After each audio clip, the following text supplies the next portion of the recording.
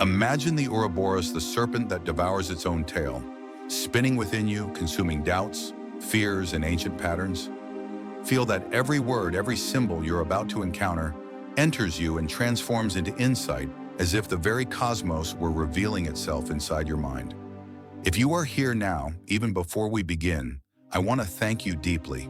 Your attention is a sacred gesture. Every second you dedicate to this knowledge is like lighting a flame in the heart of the mystery. If this journey resonates with you, like this video, if something within you begins to awaken, comment below. Each of your words is like a seed that spreads light, allowing knowledge to circulate and multiply. And if you know someone who seeks to understand the cycles of life, the symbols that govern the universe, and the mysteries of consciousness, share this video. Allow this light to reach other hearts. As we move forward, take a deep breath.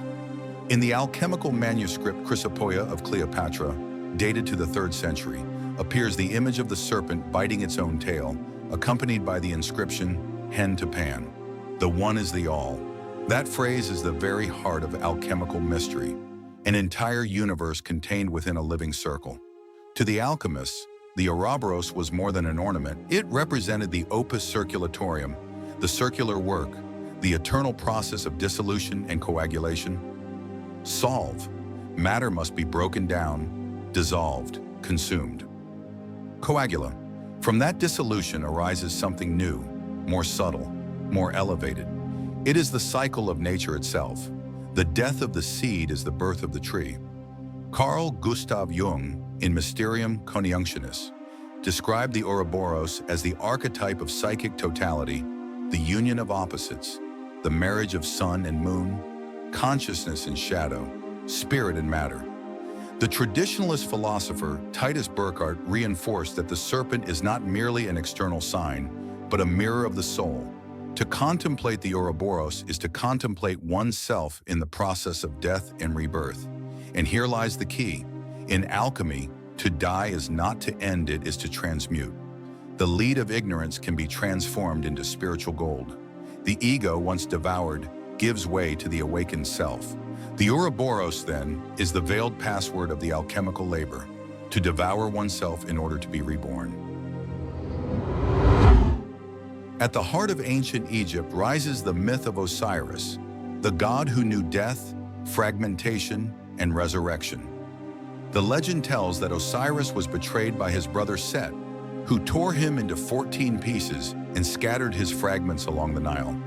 Isis, his wife and sister, traversed all the land, gathering the pieces, restoring the body, and returning life to him. Thus Osiris became the lord of the afterlife, the god who reigns over the cycle of death and renewal.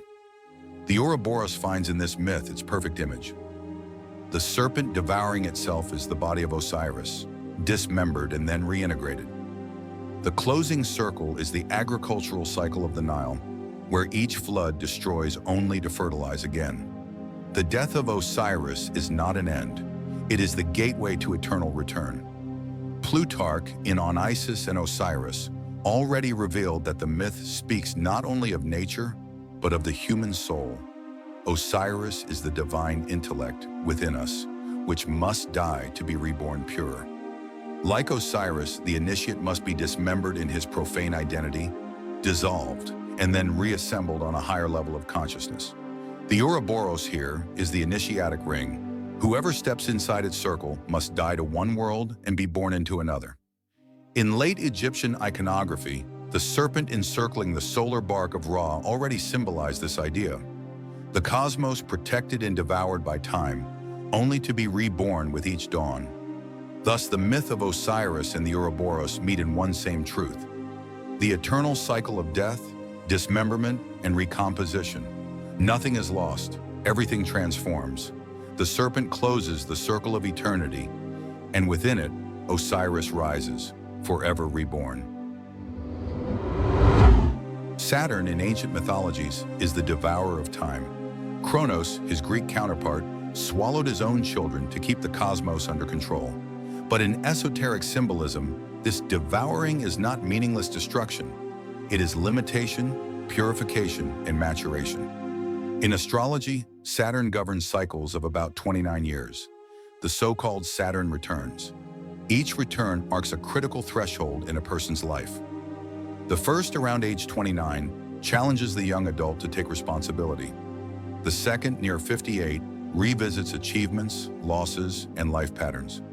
The third, around 87, signals the closing of vital cycles and deep reflection on existence. Each return is a ritual of time. Saturn devours outdated patterns and illusions, and those who endure the test emerge more whole, more aware. Here lies its link to the Ouroboros. The Saturnian cycle is Ouroboric in essence. All that is born dies and returns in new form. Saturn, like time itself, is the serpent that consumes and regenerates. Every death Saturn imposes, loss of illusions, dissolution of projects, is solve. The reconstruction that follows is coagula.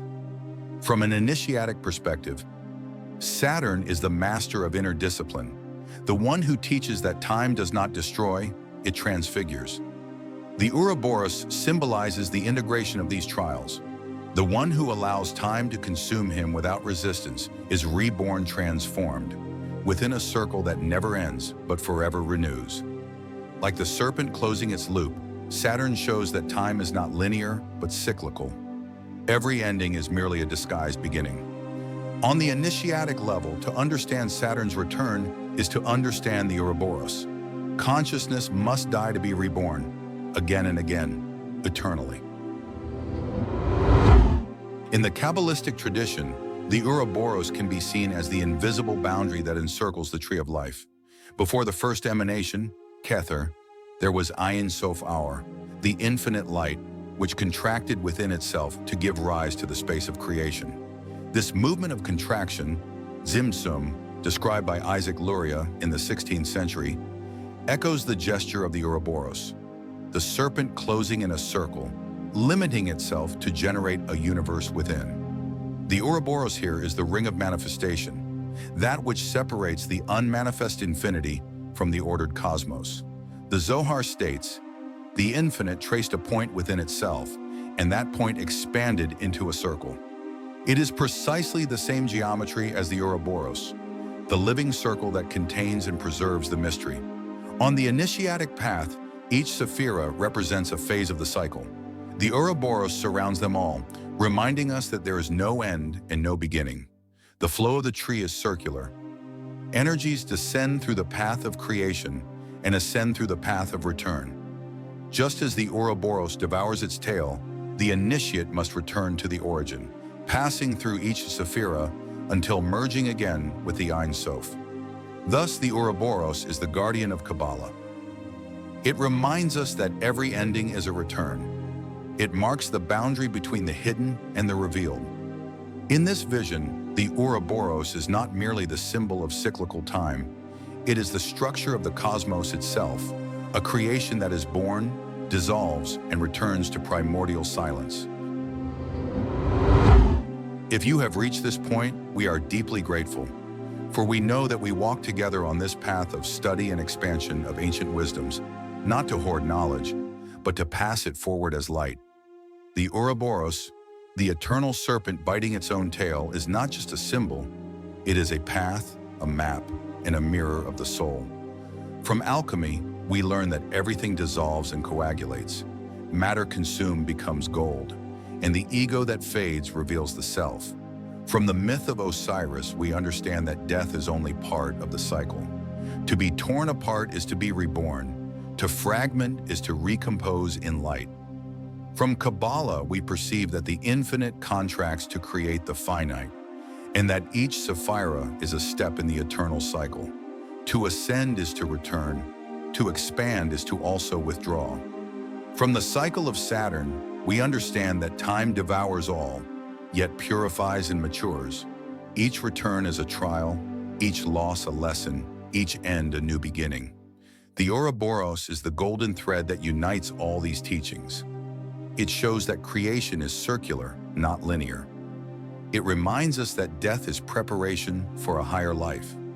It teaches that time, matter, psyche, and cosmos are all contained within a living circle that never ceases to turn. The initiate who understands the Ouroboros perceives that there is no final end. only transformation. All that is devoured becomes nourishment for something greater. Each cycle is an opportunity for rebirth, maturation, and integration. In the end, to contemplate the Ouroboros is to contemplate oneself. Every challenge, every loss, every shadow faced is a bite that transforms us. Every cycle lived draws us closer to wholeness, to the one, to the eternal. The serpent does not imprison, it liberates. It does not end, it forever begins again. The Ouroboros is therefore more than a symbol. It is the secret of eternity, the key of initiation, the rhythm of the cosmos pulsing within every being.